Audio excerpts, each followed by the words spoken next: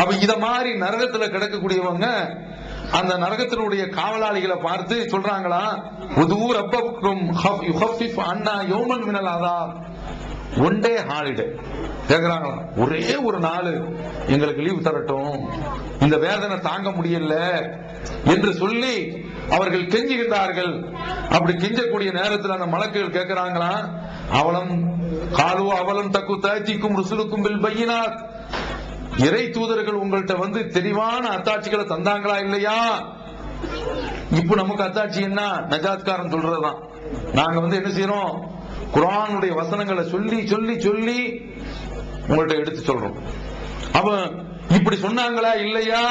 காலு பலா, ஆமா சொன்னாங்க, தெருவுல உட்கார்ந்து நாங்கெல்லாம் பயான் கேட்டோம், ஆனா தர்காவுக்கு போய்கிட்டு இருந்தோம் அப்படின்னா மாட்டிக்கிறீங்க பாருங்க.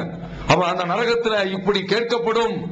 அப்ப அவங்க ஆமா அப்படின்னு சொன்ன உடனே அப்ப அவங்கள பார்த்து சொல்றாங்களா, ஹாலு ஃபதுவு, துஆ செய்யுங்க, வமா துஆவுல் காஃபிரீன இல்லா ஃபி ضلال, நீங்க என்ன கேட்டாலும் அதுக்கு எந்த பதிலும் கிடைக்காது, இதுதான் சொல்லப்படும் அங்கு. அடுத்து பாருங்க, அந்த நரகத்தை விட்டு தீ எரியுதுன்னு வைங்க, என்ன செய்வோம்? திடீர்னு அடுப்புக்குள்ள நல்லா காப்பாத்துறாங்க, கேஸ் வெடிச்சு போச்சு, உடனே என்ன செய்வோம்? தெருல ஓடி வருவோம். இப்படிதான் அந்த நரகத்தில் உள்ளவங்களா அப்படி வெளியில ஓடி வருவாங்களாம். குல்லமா அராது அன் யக்ருஜு மின்ஹா உஈது ஃபீஹா, அங்க மேல அப்படி ஓடி வரும் பொழுது நீங்களா வரீங்க ஓடுங்க அப்படின்னு சொல்லிட்டு மீண்டும் நரகத்திலேயே அவர்கள் திரும்ப அனுப்பப்படுவார்கள். எவ்வளவு கொடுமையான ஒரு வேதனைங்க. அப்ப இந்த நரகத்தை பற்றி நம்ம கவலைப்படுறோமா? டிவிக்கு முன்னால உட்கார்ந்து ஆண் பார்த்துக்கிட்டு இருக்கோம். வீட்டுல கள்ளம் வந்து சாமான தூக்கிட்டு போறான். நான் பொய் சொல்லலைங்க. ஒரு முன்னால ஒரு டிஜிபி ஒரு வீட்டுல படம் பார்த்துக்கிட்டு இருந்திருக்கிறாங்க. அப்படியே படம் பார்த்துக்கிட்டு இருக்கும்போது இவர் என்ன செய்யறாரு, நம்ம ஊர் வளவூடு தானே சொல்லுவோம், வளவூடு வரைக்கும் போயிட்டு வராரு. இந்த இளவு பிடிச்சவர்களுக்கு எதுவுமே தெரியல, வந்துட்டு சாமி போயிட்டாரு. அப்ப கள்ளம் வந்து ஏன் திருட மாட்டான், திருடிட்டு போயிடுவான். அவன் இந்த அளவுக்கு அந்த டிவிக்கு முன்னால உட்கார்ந்து இருக்கமே. இந்த நரகத்தை பத்தி நாம ஏதாவது சிந்திச்சு பார்த்தோமா? பார்த்துக்கங்க, எவ்வளவு ஒரு கொடுமையான ஒரு நரகம். அந்த நரகத்தில் இருந்து வெளியேறத்தான் நினைப்போம். நினைக்கும் பொழுது மேல மலக்குகள்லாம் அடி, எப்படி நம்ம ஊர் போலீஸ் அடி மாதிரிலாம் கிடையாது. போலீஸ் அடியே கடுமையா இருக்குதுன்னா அது மலக்கினுடைய அடி, அடிச்சா ஒவ்வொன்றும் இடி மாதிரிதான். திரும்ப நரகத்துக்குள்ள போயிருவோம். இத அல்லாஹ் தஆலா சொல்றான். அதற்கடுத்து பாருங்க, இந்த தோல் இருக்குல்ல நரகத்துல, போட்டு போட்டு கரிஞ்சிரும். கரிஞ்ச உடனே அல்லாஹ் சும்மா விடுவானா? குல்லமா நலிஜத்து ஜுலூதுஹும், அவர்களுடைய அந்த தோல் கரிஞ்சி பஸ்மமானவுடன் பத்தல்னா லஹும் ஜுலூதன் கைரஹா, வேறு தோலை அவங்களுக்கு நாம வந்து பொறுத்திக்கிட்டே இருப்போம், வேறு தோலை கொடுத்துக்கிட்டே இருப்போம். பாருங்க, நீ எதுக்குள்ள அதாப், வேதனை அவர்கள் அனுபவிக்க வேண்டும் என்பதற்காக வேண்டி இவ்வளவும் அங்கு நடக்கின்றது. அப்ப நாம இந்த நரகத்துல ஒரு பட்டியலையே நம்ம பார்த்துட்டோம். என்னென்ன பார்த்தோம்? நரகத்துல தண்ணீர் கொடுக்கறான், அது கொதி நீர். நரகத்துல சாப்பாடு, அது கள்ளிச்செடி. நரகத்துல டிரெஸ், அதுவும் கொடுக்கப்படுது, அதுவும் கடுமையான நெருப்பு சட்டை. இப்படி இந்த அது வெளியில வர முடியுமா? அந்த நரகத்தை விட்டு, அதாவது லா யதுகூன ஃபீஹா பர்தம் வலா ஷராபா, ஒரு குளிரையோ அல்லது ஒரு நல்ல ஒரு பானத்தையோ அவர்கள் அதை பருகவே மாட்டார்கள். அதுல வந்து அவங்க வந்து நிரந்தரமாக அந்த நரகத்துல இருப்பார்கள். விடுதலையே கிடையாது, விமோசனமே கிடையாது, தப்பிக்கக்கூடிய சான்ஸே கிடையாது. அப்ப அந்த நிரந்தரமான உலகத்திற்கு நம்ம போகணுமா? எல்லோருமே சிந்திச்சு பார்த்துக்கங்க. அந்த நரகத்தை பற்றி நீங்க குர்ஆன்ல எடுத்து படித்தீர்கள் என்றால் கண்கள்ல கண்ணீர் வரும். அவ்வளவு கடுமையான ஒரு நரகம். இந்த நரகத்துல லெப்பையோ சாய்பாபையோ வச்சிருக்காங்க பாருங்களேன். இன்னைக்கு அங்க ஒரு சாய்பாபா, செல்வகாதர் சாய்பாபா, வந்து என்ன செய்தான், ஒரு வீட்டுல ஒரு பொம்பளையோட தவறா நடந்துட்டான், பிடிச்சு அவனை விரட்டி விட்டாச்சு. இந்த சாய்பாபா நாளைக்கு வந்து நம்மளை காப்பாத்துவானா? யாரும் காப்பாற்ற மாட்டாங்க. ஃபாத்திமா ரலியல்லாஹு தஆலா அவர்களை பார்த்து ரசூலுல்லாஹி ஸல்லல்லாஹு அலைஹி வஸல்லம் அவர்கள் சொல்றாங்க, யா ஃபாத்திமா லா உக்னி அன்கி மினல்லாஹி ஷைஆ, மறுமையில நான் உன்னை காப்பாற்ற முடியாது, நான் நபியா இருக்கிறேன், அதனால யா அல்லாஹ் என் மகளை நீ காப்பாத்திரு முடியாது அப்படின்ட்டான். அப்ப நாம அமல்களை செய்து சொர்க்கத்திற்குரிய அந்த என்னென்ன ஏற்பாடுகளை இந்த உலகத்திலேயே நம்ம செய்து வைக்கணுமோ செய்து வச்சாதான் சொர்க்கத்துக்கு போக முடியும். அப்ப நரகத்தை விட்டு நம்ம இறைவன் பாதுகாப்பு தேடணும். எந்தெந்த காரியங்கள் நம்மள நரகத்திற்கு கொண்டு போகும்னு சொல்லி இருக்கிறாங்களோ அந்த மாதிரியான அந்த காரியங்கள்லாம் விட்டு நாம விலகி கொள்ளணும். வட்டி, பீடியில வட்டி வந்துருச்சுங்க. வட்டி, அதே போல தர்காவுக்கு போறது, அதே போல ஏதாவது அம்மை ஏற்பட்டுச்சுன்னு வைங்க, அதுக்கு பேர் அம்மன் வச்சிருக்காங்க, அப்பன் வைக்காம. நல்ல உடல் சூடுல வருது, அது ஒரு நோய். ஆங்கிலத்துல சிக்கன் பாக்ஸ், ஸ்மால் பாக்ஸ் வச்சுட்டான். இங்க மட்டும் வந்து என்ன அம்மன் வச்சுட்டாங்க.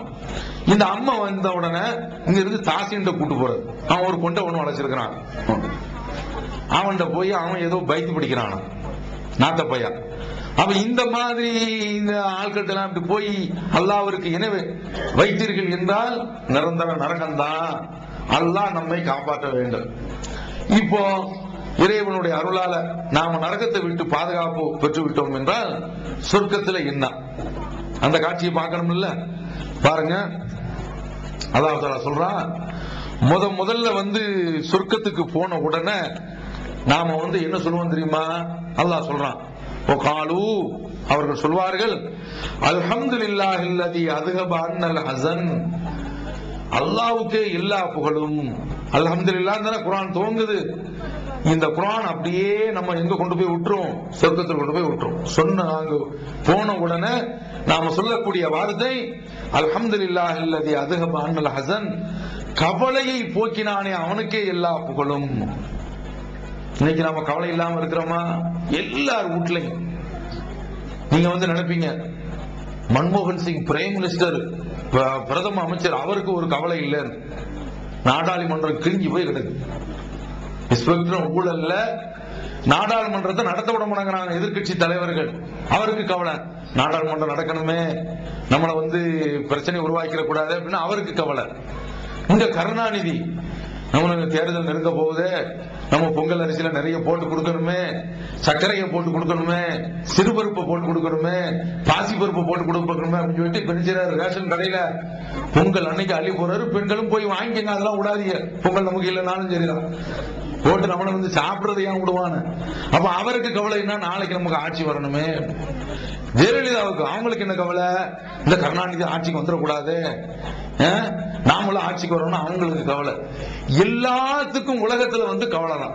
நோயாளிக்கு நோய் நீங்கணும் சொல்லி கவலை, டாக்டருக்கு நோய் வராம அத்தனை பேரும் சுகமா கல்குத்து மாதிரி அலையறானுங்கள, நம்மளை யார் வந்து நம்மகிட்ட வந்து வைத்தியம் செய்ய வர போறான், அவனுக்குள்ள கவலை. அப்ப உலகத்துல எல்லாத்திற்கும் ஒரு கவலை இருந்துகிட்டே தான் இருக்கும். காலையில பார்த்தா கடன்காரன் வந்து நிற்பான அந்த கவலை, புரியுதா?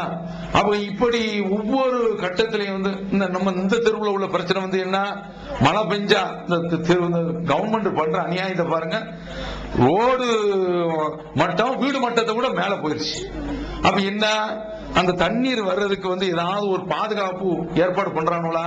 அவன் கான்ட்ராக்டுக்காரன் அவனுக்கு சிமெண்ட் கிடைக்குள்ள அந்த இது போட்டா அவனுக்குள்ள லாபம் கிடைச்சிடும்.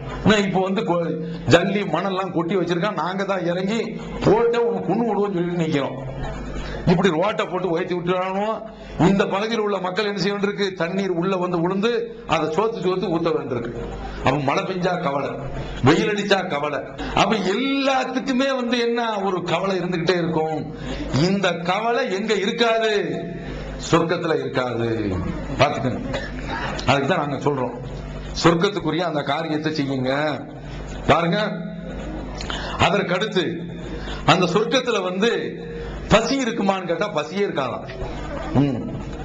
பசினா வந்து சாப்பிடுவோம், நம்ம எல்லாம் சாப்பிடுறது வந்து எதுக்குன்னா ஹாயா சாப்பிடுறது. அப்படி ஹாயா சாப்பிடுறதுன்னா தெரியல, இந்த பெரும் பெரும் ஹோட்டல்ல நீங்க பாத்தீங்களா இருக்கும், என்ன செய்வானா லைட்டே வந்து இந்த மாதிரி டியூப் லைட் எல்லாம் இருக்காது, அப்படி சைடுல தான் அப்படி வரும் அந்த வெளிச்சம். அப்படியே வந்து சும்மா அப்படி எடுத்து இப்படி அடிச்சிருது, ஹாயா சாப்பிடுறது. அப்படி ரொம்ப பசிக்கெல்லாம் சாப்பிடுறது இல்லை. இது நாம வந்து பெரும் பெரும் ஹோட்டல்லாம் நீங்க பாத்தீங்களாக்கும், அரிசி கொடுங்க, சோறு கொடுங்க அப்படின்னு சொன்னா சோறு கொண்டு வைப்பான், இப்படி போல இதுலதான் வைப்பான். நம்ம ஊர்ல பார்த்த